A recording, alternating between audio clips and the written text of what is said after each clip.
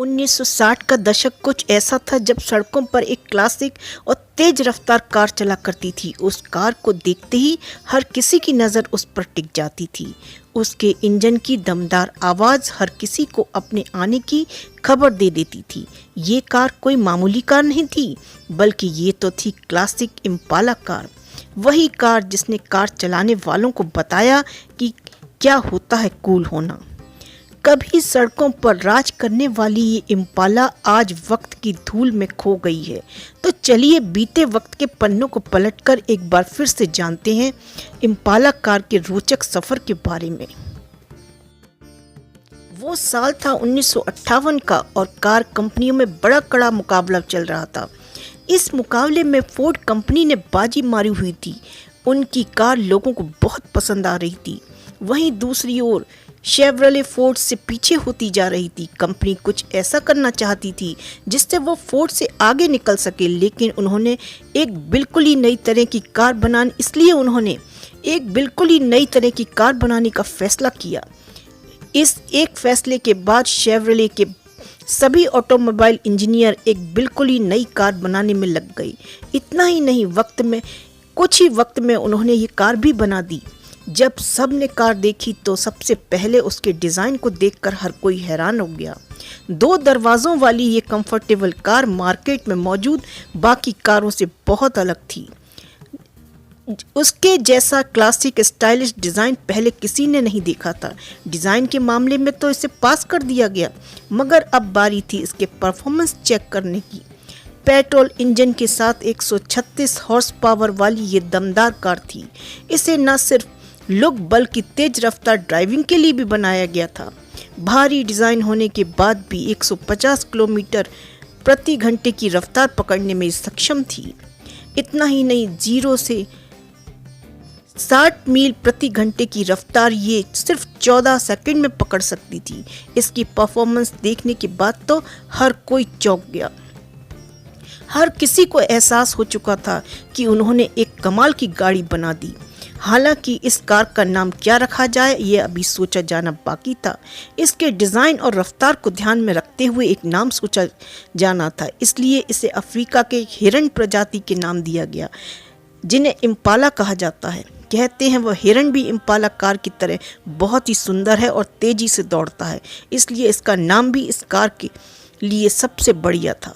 इसके बाद शेवरले ने 1958 में ही अपनी इम्पाला कार को लॉन्च कर दिया।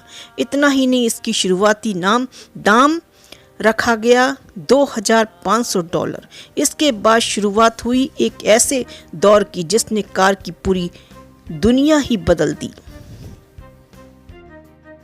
इम्पाला ने जैसे ही मार्केट में आई, इसने बहुत कम समय में ये स्टेटस सिंबल बन गई। हर कोई इसे खरीदना चाहता था।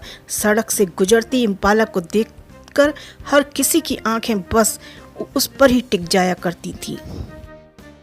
1965 में इसका जो डिज़ाइन सामने आया उसने तो इसकी किस्मत ही बदल दी।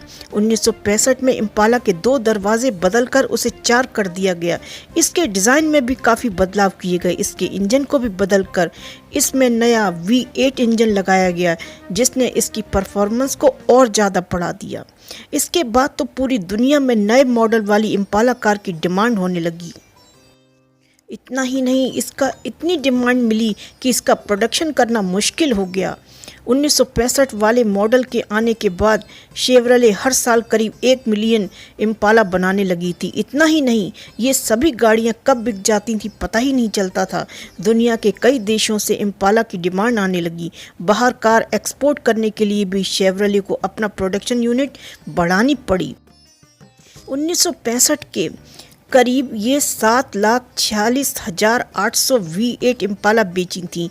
ये दर्शाता है कि ये कार उस समय किस तरह से शिखर पर थी। 1965 के बाद शेवरले ने सीधा 1971 में ही इम्पाला का नया मॉडल निकाला और इस बार भी उन्होंने इसकी रफ्तार पर ज़्यादा ध्यान दिया।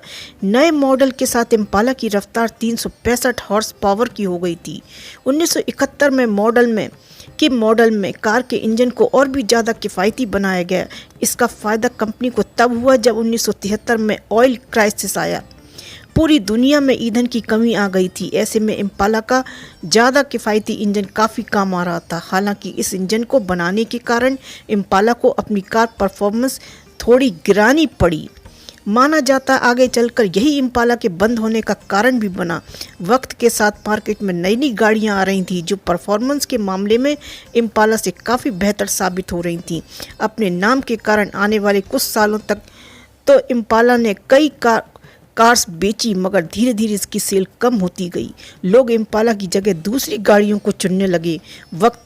गुजरते वक्त के साथ शेवरले को इम्पाला बेचने में भी बहुत दिक्कत होने लगी और 1985 आने तक तो इसकी सेल इतनी कम हो गई कि कंपनी ने इसका प्रोडक्शन ही बंद करने की ठान ली और उसके बाद 1985 में आखिरी बार इम्पाला बनाने की घोषणा की गई और इसकी प्रोडक्शन रोक दी गई। इसका प्रोडक्शन जरूर बंद हो गया, मगर इम्पाला आज भी जिंदा है। कंपनी इसे पहले से बढ़िया और नए ज़माने के हिसाब से बनाने में लगी है। इस काम को करने में काफ़ी वक्त लग गया। जैसे ही नई इम्पाला बनकर तैयार हुई 1994 में इसे लॉन्च किया गया। इसकी सेल पहले जैसी तो नहीं हुई, मगर इतने सालों बाद वापस आने पर बुरी सेल नहीं थी। लोग इम्पाला को भूले नहीं थे और जैसे ही इसका नया मॉडल आया, इसे लोगों ने अपनाना शुरू कर दिया।